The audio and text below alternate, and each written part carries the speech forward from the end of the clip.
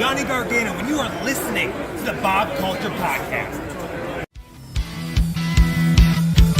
Hello, I'd like to welcome you to paradise, where everyone is riding on a satellite, sending signals praying for miracles. We should have seen this coming. Hear me out, because I'm only gonna say this one more time. Hear me out, and open your eyes and take a look at all the signs. You think I'm crazy, but I'm not the only one. Call me crazy. I've been thinking maybe we are not alone. Call me crazy. I've been thinking lately it's been the same way all along.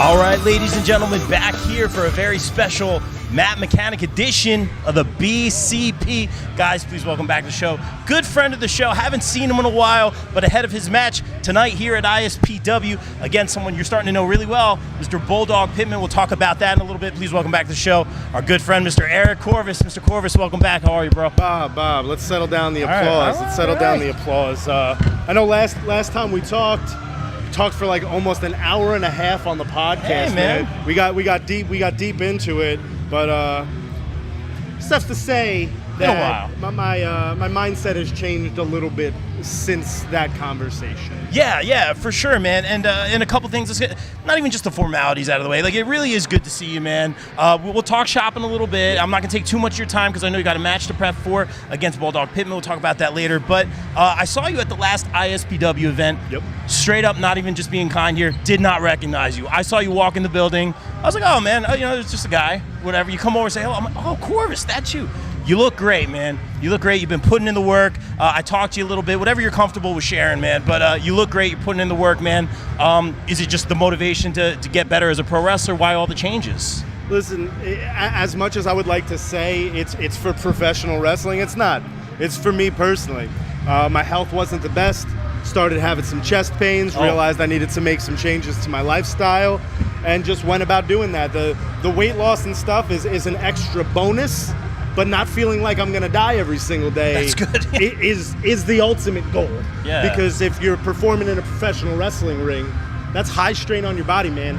And if your ticker's not working right, I don't want to be the indie guy that drops dead in the middle of the ring. Yeah, man. You know what I'm saying? So I changed up my diet. I changed up my daily habits.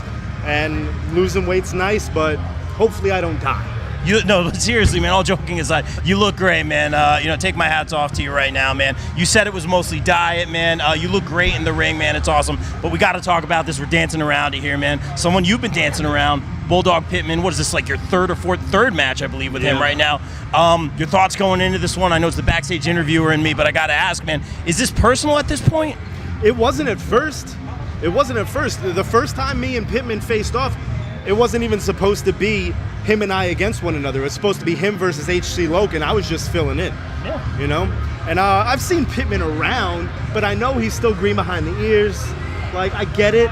He's new, and I made a mistake. As a veteran of 22 years, I made a mistake.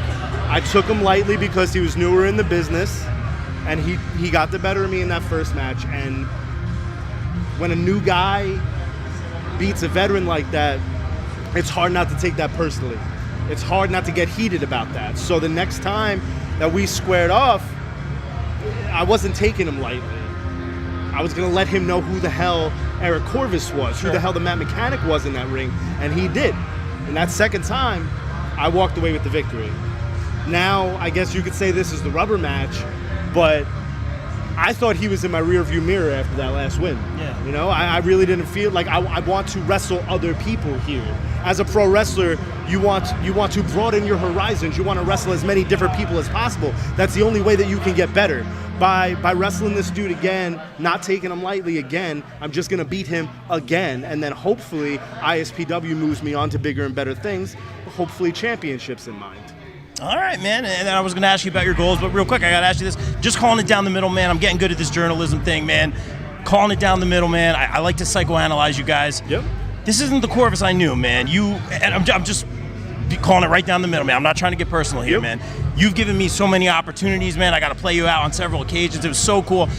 You've always helped people in this business, man.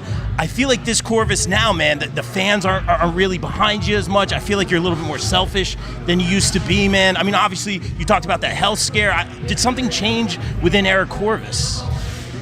So, yeah. I liked helping people. I liked helping people get opportunities. I liked help train people and teach people. I liked my connection with the fans. This is going to seem so stereotypical, but let me ask you this. Okay. Like, as somebody who has seen me wrestle countless times, do you think that at any point in my career, I was as far as I should have been in this business? That I was getting the opportunities that I deserved in this business? Like, shouldn't I have been on a bigger stage? I believe you should have. Shouldn't more eyeballs have been seeing me? Calling it down the middle, I believe you should have, yes. Well, so did I. And I'm not saying that putting all of my concentration into others was the reason that I didn't, but it couldn't have helped. You know? I don't necessarily consider myself a bad guy, a heel. I don't. Sometimes you just have to start worrying about yourself. And notice now I'm on shows all over the place. Yeah. I'm almost on a full-time wrestling schedule. I'm close to be able to live off of the money that I make from professional wrestling. And that is because I stopped concentrating on everyone else and I started concentrating on me. And they don't seem to like it, and that's fine. They're allowed to feel that way. Wrestling fans are allowed to feel how they feel. Are they right? For them, yes. For me, I don't care. If I start taking other people's opinions into consideration in my day-to-day decisions, then I'm not living my life. I'm living my life for other people. And when I was living my life for other people, I wasn't successful. I wasn't getting other opportunities. Yet now that I care about myself and that I'm picking up wins and that you could see me every single weekend all over the tri-state area, now people are starting to take notice. Maybe they don't like my attitude, but money's green regardless of whether you're good or bad.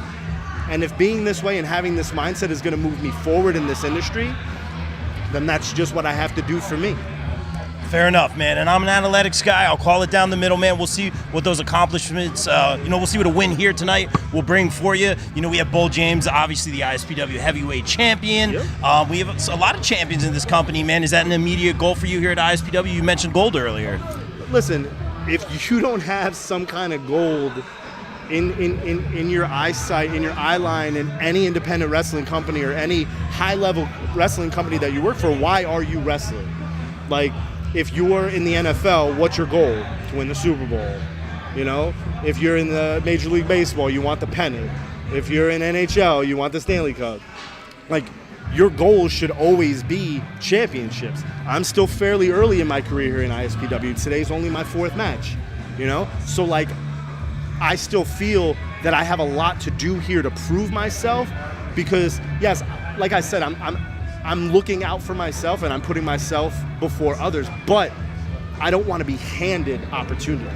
Okay, fair enough. I want to earn opportunities. I want Tommy Fierro, the guy who runs ISPW, to look at me and be like, you know what?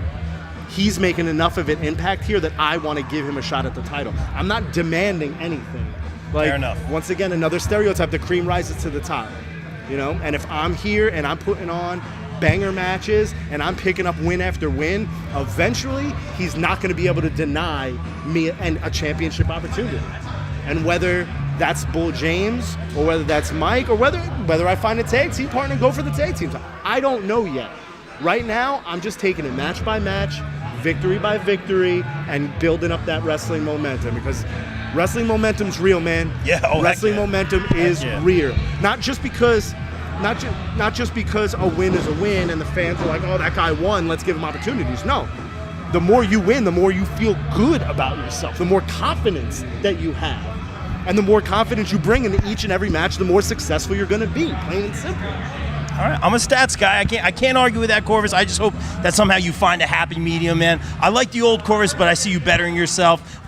Just try not to rub the fans the wrong way. Maybe I started kind of getting in Dusty's face last time a little bit. Man, I hope you just stay on that right path. And what are the goals for you moving forward? Is it like the AEW Darks of the world? Is it the PWI 500s, all that kind of stuff, or is it just what's right in front of you, match by match? It's really just match by match, man. Like, I could set myself individual goals, like, I want to make it to WWE, I want to make it to AEW, I want to go to Japan, I want to do this.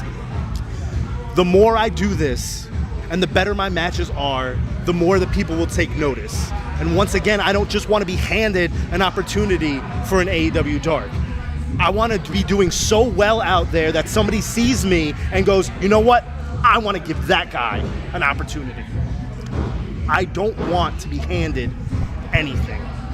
And I spent so long wrestling for other people that's years wasted to me. That's years I could have been building myself. Years I could have been building this momentum and getting people to notice. That's where the frustration comes from. I don't hate the fans. But if they're going to give me a negative reaction when I walk through the curtain, why am I going to beg them to cheer for me? Fair enough. I'm not going to beg anybody to like me. It's not my responsibility to make somebody like me. There's people out there that still respect what I do in here. Absolutely. There's still people out there that, regardless of my attitude or my change of mindset, they still respect what I'm doing in the ring. Yeah. And those are the people that are going to see this consistent momentum building and building and building until nobody in professional wrestling can deny what the Matt Mechanic Eric Corvis brings to the table. Absolutely, man. And I'll be fair, man. Your job isn't to make everyone cheer for you. It's to get the 1, 2, 3 submission, the Matt Mechanic, whatever you got to do, man. And I don't mean to ask the cliche questions, man. I want to be respectful of your time. I know you got a match, but I got to ask you this one. I look around the room, I see the Tommy Dreamers of the world. I see Earl Hebner around here, man. ISPW. We see a lot of legends. We got our 80s Con coming back, 80s Con 4, man. I mean, the cool thing I love about this business right now is the opportunity. A lot of AEW talent coming over to the independents. A lot of legends like Tommy Dreamer here tonight, man. What's the match, man? What's the match that you want some of that national talent that you want to face that you haven't yet? I mean, listen, if we're talking about, like, bucket list stuff for man, me growing up, like, without just being stereotypical because you named him, like, Tommy Dreamer is on that list. The two guys that made me want to become a professional wrestler were Tommy Dreamer and Raven, because the story that they wove in ECW, that intrigued me more than a wrestling move or a wrestling spot ever did. That's where I really learned what storytelling is in pro wrestling. And I'm not saying that Tommy Dreamer and Raven weren't in great shape back then, but they looked like guys. Yes. They looked like dudes that you could go to the bar and have a beer with. Yeah. Made me. Hulk Hogan didn't make me feel like I could become a wrestler. Ultimate Warrior didn't make me feel like I could become a wrestler. Looking at Tommy Dreamer and Raven made me feel that I could be a professional wrestler. I'm not even lying to you right now. Listen. Resident Evil fan, by the way. Yes, of course, like 100%. But I'll give you a little story. Corvis, please, of course, I'm here for it. Is Raven in Latin. Really? C-O-R-V-U-S, like Pete. Yes, yeah. Is Blackbird in Latin. I changed it to an I because it looked more pleasing as a real name. Okay. But did not know that. Little trivia here. One of my bucket list things is to wrestle Tommy Dreamer. Do you want to show it to the camera? Yeah, bring it up, man. As Tommy Dreamer. You got to show him that, by the way. He'll pop for that is me and my girlfriend dressed as Tommy Dreamer and Raven. That's amazing. For a wrestling-themed birthday party. That is so good. That's a solid Tommy Dreamer That's what I'm saying, too, man. Like, but I don't want him to know. Like, I want to get booked against him one day. Okay. And then just come out dressed as him. Yes. And just see his face. But like, if you're like bucket listing it, it's that guy. If we're talking about indie dudes that are out there killing it right now, Jordan Oliver, because dude, I've known him since he was a literal child. You guys never fought? We've been in matches before. Okay. We've been in like multi-man matches before, but not when he was at this level. It was still when he was coming up. Fair enough. I was in a triple threat with him and Casey Navarro once. I was in a fatal four-way with him and Black G's and who else? Somebody else was in that match. But like now that Jordan's out there, like he's a finished product. you know? And to have known somebody when he was like 15, 16 years old, just getting his feet wet in the business. Yeah. Dude, he just won the J Cup, bro. Killing it. Like, he's out there doing things. I want to do that with him. Another dude, like, I've wrestled Joey Janela a million times, but I've never wrestled Joey like now, like at his mecca level, like Super Joey. That's another dude. Like, he was a child when I first watched him come into this business. It's not necessarily that I'm out there watching dudes that are like, oh, they're so good, I want to wrestle them. It's dudes that I've had a personal relationship with and that I have gotten to watch and grow and become these amazing wrestlers. And now, I was there at the beginning. Now I want to wrestle you. Like, not that they're at the end of the journey, but like they're so close to their apex, man, and they're still just growing and getting better. I love to and see if you don't want to challenge yourself against those types of opponents, man, then what are you even doing here? That's fair, man. Really well said. You like a little bit more of that hardcore style. A lot of the guys you mentioned are a little bit more of those gimmicky kind of matches. Is that kind of your thing? Or because you're the Matt Mechanic. Shout out, call GKM. Got to shout him out. I don't mean to speak aside. That's my guy right there, man. That's fine. I wouldn't necessarily like when the moment calls for it. Yeah. Yes, but I'm not going to build a career around it. Right, exactly. But like if I'm in, like I've been in hardcore matches against Joey Janela. Yeah. Like I've thrown him. Vertigo. I've thrown him down bleachers. Vertigo as well. Like I've been in there. I was in there in a street fight against Brody Lee and Necro Butcher once. Did not know that. Yeah, man. Like I've been in there. I had a first blood match against Jimmy Jacobs back in the day. Oh, wow, like when the moment calls for it, I'll do it. You know, I'll be there for it. But like, I want it to mean something, you know? If people see me bleed, it's because they earned my blood. Fair enough. You know, not just because somebody paid me to bleed. You know? I want it to be earned, and I want to feel that like I'm bleeding for a reason, and I'm fighting with weapons and all that shit for a reason. You know, but dude, if Tommy Dreamer wanted me to have ECW move that, I'll be the first one out the curtain. Dude, I'll be boom right to the front of the line. I'll fight somebody to do it. Hey man, we're manifesting things out in the world. ISPW, great opportunities. Corvis, thank you so much for making the time, man. I'm so glad to see you healthy, man. I'm so glad to see how far you've come, man.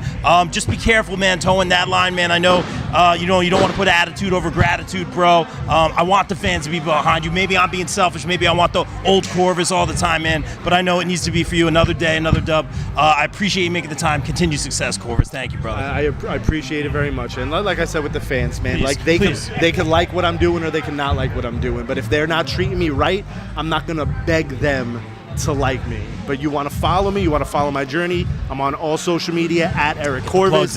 Just keep up to date. I'm wrestling every single weekend. I'm trying to fill up my dates as much as possible. If you want to see me, then come out and see me, man.